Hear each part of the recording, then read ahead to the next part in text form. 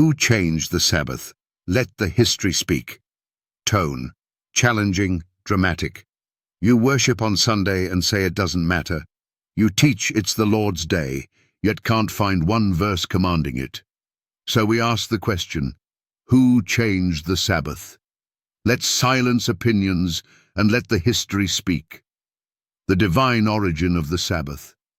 Before sin, before Jews, before Moses, there was the Sabbath. And God blessed the seventh day and sanctified it. Genesis 2:3. He rested. He hallowed it. Not Adam, not Abraham. God did. Later he engraved it into stone with his own finger. Remember the Sabbath day, to keep it holy. The seventh day is the Sabbath of the Lord thy God.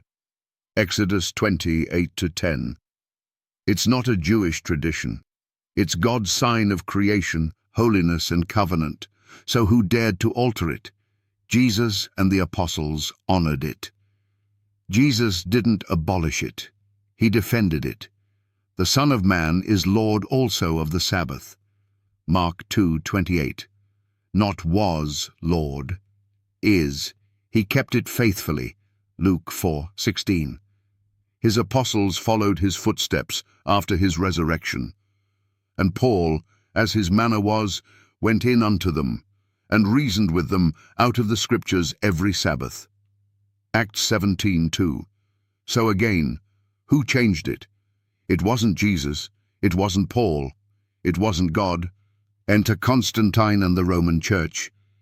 In AD 321, history took a deadly turn. Constantine, a pagan emperor newly converted, issued this decree: on the venerable day of the sun, let the magistrates and people rest. Not the seventh day, the venerable day of the sun, a tribute to Sol Invictus. And Christians, eager to avoid Jewish persecution and curry favor with Rome, compromised. By AD 364, the Council of Laodicea made it law. Christians shall not Judaize and be idle on Saturday, but shall work on that day, and honor the Lord's Day, Sunday, instead. There it is, the change, not from heaven, from Rome. Catholic Church. We did it, and we're proud. Don't take our word for it. Take theirs. Sunday is a Catholic institution, and its claim to observance can be defended only on Catholic principles. From beginning to end of Scripture, there is not a single passage that warrants the transfer of weekly public worship from the last day of the week to the first. The Catholic Press, Sydney, Australia, August 25, 1900. Still think it doesn't matter?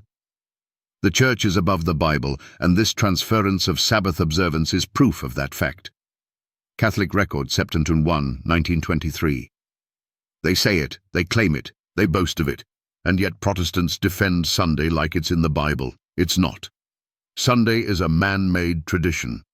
Jesus warned, "In vain do they worship me, teaching for doctrines the commandments of men." Mark 7:7.